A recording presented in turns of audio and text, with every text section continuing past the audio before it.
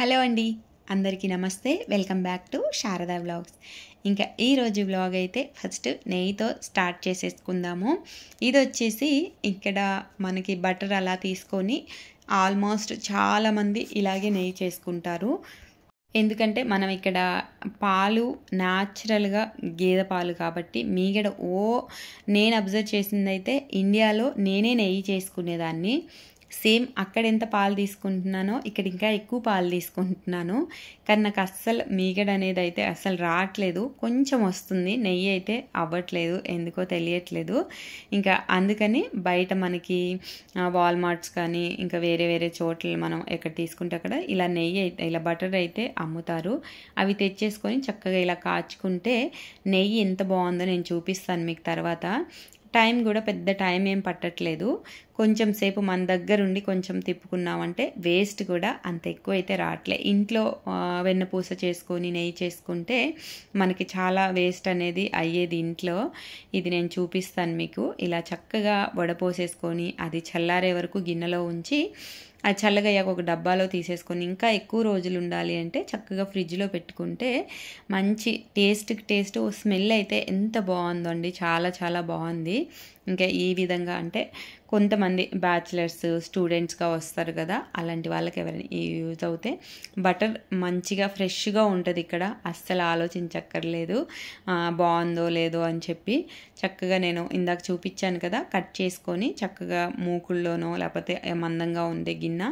ఇక్కడైతే ఇంకా ఇవి స్టవ్ కాకుండా హీటర్ కదా, కొంచెం మందంగా ఉండే గిన్నెలే వాడాలి, దల్సర్గా ఉండాలి అలాగా.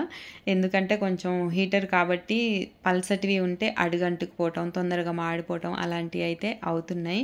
లక్కీగా నేను కొంచెం ఇవి లావుగా ఉండేవి తెచ్చుకున్నాను కాబట్టి కొంచెం బెటర్ అనిపించింది. ఇంకా నెయ్యి చేసేసాను. మనకైతే ఇంకా రాఖీ పౌర్ణమి అంటే ఏదో ఒక స్వీట్ ఉండాలి కదా. ఇంకా పాయసం చేస్తున్నాను. ఇంకా ఇక్కడ కొన్న షుగర్, నాకు షుగరే అర్థం కాలేదండి అసలు ఎలా ఏంటి ఇలా ఉంది అనుకున్నాను. చూడండి, ఇందాక హీటర్ అని చెప్పా కదా, ఇలాగ పెట్టంగానే మనకి ఇంకా ఇవి కొంచెం కేర్ఫుల్గా ఉండాలండి. స్టవ్ కూడా కొంచెం డేంజరే. కాకపోతే ఇక్కడ ఏంటంటే కొంచెం ఆన్ చేసేమని మర్చిపోయాము అంటే ఇంకా అయిపోయాము. ఎందుకంటే చాలా చాలా హీట్, చాలా డేంజర్ కూడా. ఎందుకంటే అన్ని వుడ్ హౌసెస్ కాబట్టి. ఇంకా ఇదైతే పాయసం ఆల్మోస్ట్ అయిపోయింది. నేనైతే కొంచెం నెయ్యి వేసి ఏపేసి వాటర్ వేసి ఉడకబెట్టాను. దాంట్లోనే యాలక్కాయ పౌడర్ వేసాను. మొత్తం ఉడికాక ఇంకో దాని మీద పాలు మరగబెట్టుకున్నాను. చూసారు కదా, ఈ మరిగిన పాలు దాంట్లో కొంచెం షుగర్ వేసేసిన తర్వాత ఆ స్టవ్ ఆపేసుకొని ఆ తర్వాత పాలు పోసుకున్నా. అప్పుడు మనకి ఏమవుతుందంటే పాయసం ఎక్కువసేపు చల్లగా అయిపోయాక కూడా అంత పీల్చుకొని గట్టిగా అయిపోతుంది కదా ఒక్కొక్కసారి. ఇలా చేసుకుంటే మనకు అస్సలు పాలు అనేవి పీల్చుకోవు, టేస్ట్ కూడా చాలా బాగుంటుంది. ఇలాగా చూసారు కదా, పలుకులుగా ఉంటుంది, పాలు కూడా ఇలా లిక్విడ్గానే ఉండిపోతున్నాయి. ఇంక ఇలా మూత పెట్టేసి కాసేపు అయ్యాక మా బుడ్డమ్మ ఇంకా రాఖీ కడుతుంది కదా. స్వీట్ అయితే ఇవాళకి ఇదే అండి. ఇంకా ఫస్ట్ అయితే మనకి కన్నయ్య దగ్గర పెట్టాల్సిందే. కన్నయ్య దగ్గర పెట్టేసిన తర్వాత ఇంకా మా పాప రాఖీ కడుతుంది. ఆ తర్వాత ఇంకా అందరికీ పెడతాను. ఇంకా ఆల్మోస్ట్ చల్లగా అయిపోయింది. చూసారా, నేను చేసి ఇప్పటికి నేను ఇందాక మీకు చూపించిన దానికి ఇప్పుడు తీసేటప్పటికి నాకు 1/2 అవర్ అయింది. అయినా చక్కగా ఇలా పల్సగానే ఉంది. ఇంక ఇలా పెట్టేసుకొని కన్నయ్య దగ్గర పెట్టేసుకున్న తర్వాత ఇంకా మా పాపను పిలిచి రెడీ అని చెప్పి, తనకి పాయసం ఇష్టం. ఇంకెలాగో రాఖీ పౌర్ణమి అంటే ఏదో ఒక స్వీట్ ఉండాలి కదా, మళ్ళీ బయట నుంచి ఎందుకు తీసుకురావటం అని ఇలా చేశాను. ఎందుకంటే ఇండియాలో ఉంటే మనకి దగ్గరలోనే ఏదైతే అది దొరుకుతుంది. ఇంక ఇక్కడైతే చాలా వరకు మనం ఇంట్లోనే చేసుకోవాలి. ఇది వచ్చేసి దోశ పిండి. నేను రాగులు, బియ్యం, కొంచెం మెంతులు, శనగపప్పు, కాకపోతే మినప్పప్పుకు బదులు మినుములు వేసేసుకొని, అంటే 1 గ్లాస్ రాగులు, 1 గ్లాసు బ్రౌన్ రైస్, కొంచెం చిటికెడు 1 స్పూన్ మెంతులు, 2 స్పూన్లు శనగపప్పు, కొంచెం ఇంకా మనం ఏదైనా వేరే కూడా యాడ్ చేసుకోవచ్చు. మినప్పప్పుకు బదులు మినుములు, కాకపోతే కడగటానికి కొంచెం టైం పడుతుంది. ఈ దోశలు కూడా చాలా చాలా హెల్దీ అండి. మనకి పిల్లలకి చాలా మంచిది, పెద్దవాళ్ళకి డైట్ చేసే వాళ్ళకైతే ఇంకా చెప్పక్కర్లే. ఒక దోస తిన్నారంటే ఇంకా ఆ రోజంతా ఆకలి వేయదు. అంత హెవీగా ఉంటుంది. ఎందుకంటే దీంట్లో మనం రాగులు అవన్నీ తీసుకున్నాం కదా! ఇంకా మహా అయితే 2 పూటలు చక్కగా ఒక 2 దోసలు తిన్నారంటే ఆకలి వేయకుండా ఉంటది. అంత హెల్తీగా ఉంటది ఈ దోస పిండి. ఇంకొకసారి పట్టుకున్నామంటే ఒక 3, 4 రోజులైతే వచ్చేస్తుంది. ఇంకా అది అయిపోయిన తర్వాత అది నిన్న నైట్ ఏసాను నేను దోసలు. ఈరోజు బ్రేక్‌ఫాస్ట్ ఇంకా ఈ మల్టీగ్రెయిన్ బ్రెడ్. అంటే నేను అక్కడ హైదరాబాద్‌లో ఉన్నప్పుడు కూడా చాలా సార్లు వాడాను గానీ, ఇదైతే మరీ దారుణం అండి. ఒక్క బ్రెడ్ తిన్నాము ఏమైనా శాండ్‌విచ్ లాగా చేసుకోనంటే, అసలు మార్నింగ్ తింటే ఈవినింగ్ వరకు ఆకలి వేయట్లేదు. మరి దాంట్లో ఏమేశారు అంటే అన్నీ గోధుమ పిండి అన్నీ చాలా ఉంటాయి. ఈ అన్ని ధాన్యాలు, నువ్వులు ఇంకా ఏవేవో ఉన్నాయి చాలా ఇంగ్రీడియెంట్స్. నాకవి పేర్లు కూడా కొన్ని కొన్ని తెలీదు. ఇంకా నిన్న నెయ్యి కాచానన్నాను కదా! చక్కగా నెయ్యి వేసేసి ఫస్ట్ ఇవి కాల్చి పక్కన పెట్టేసుకున్న తర్వాత మిగతాయి కూడా చూపిస్తాను. ఇంకా మీరందరూ కూడా రాఖీ పండగని బాగా చేసుకున్నారు అనుకుంటున్నాను.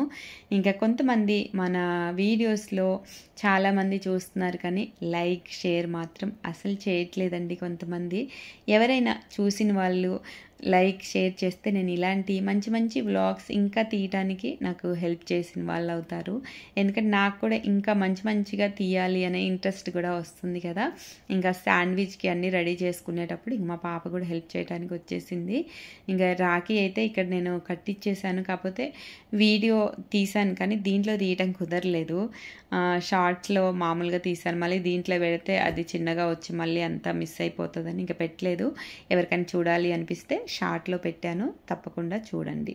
ఇంకా ఇది శాండ్‌విచ్‌కి దీంట్లో అన్నీ ఎక్కువ కుక్ చేయకుండా ఆ బ్రెడ్ కాల్చా కదా! దాని మీద ఏం వేయకుండా జస్ట్ ఒక 2 మినిట్స్ అలా ఉంచేసి తీసేస్తాను.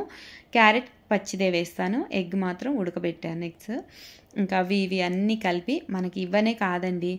ఏది ఇంట్లో ఉంటే అది కట్ చేసి చక్కగా పచ్చివైతే పచ్చి తినలేమనుకుంటే కొంచెం అలాగా ఉడకబెట్టుకొని లేదా కొంచెం పెనం పైన కొంచెం అలా ఫ్రై చేసినట్టు అలా ఆయిల్ వేయకుండా అలా చేసుకొని పక్కన పెట్టుకోవాలి. ఇంకా నేను బ్రెడ్స్ అన్నీ పక్కన పెట్టా కదా! ఆవకాడో కొంచెం బాగా పండే వరకు చూసుకొని వాడాలి. ఇవి పచ్చివి వాడితే అసలు బాగోదు. కానీ ఇది చాలా చాలా మంచిది హెల్త్‌కి మాత్రం. పిల్లలకైనా పెద్దవాళ్ళకైనా ఎవరైనా తినొచ్చు. ఇంకా దీంతో చట్నీ కూడా చాలా చాలా బాగుంటుందంట. నేనైతే ఎప్పుడు ట్రై చేయలేదు. ఈ తర్వాత ఎప్పుడైనా వీడియోలో చేస్తే నేను ఒకసారి చూపిస్తాను. నాకు ఒకవేళ బాగా వచ్చింది అనిపిస్తే బ్లాగ్లో పెట్టడానికి ట్రై చేస్తాను తప్పకుండా.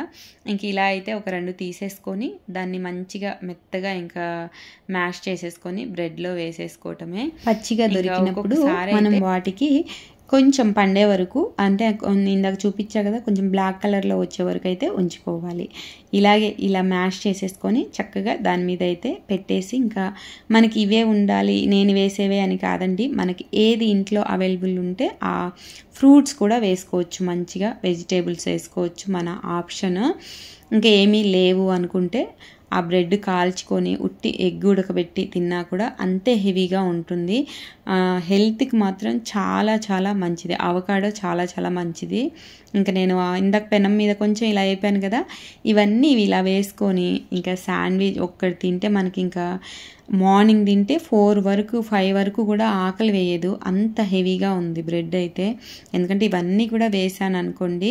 కానీ మామూలు బ్రెడ్కిను ఈ బ్రెడ్కి ఇంత డిఫరెంట్ ఉంటుంది. డైట్ చేసే వాళ్ళకైతే ఇంకా అసలు హ్యాపీగా రోజుకు ఒక 2 బ్రెడ్ మధ్యాహ్నం పూట తిని పొద్దున్న సాయంత్రం ఏ బ్లాక్ కాఫీయో ఏదో ఒకటి జ్యూస్ తాగేసి ఉండిపోవచ్చు. అంత హెవీ అనిపించింది నాకైతే.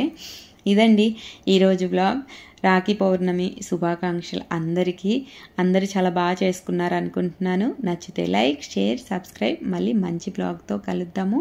అంతవరకు మన ఛానల్ ఎవరైనా ఫస్ట్ టైం చూస్తుంటే like, share, subscribe. Thank you for watching. Bye.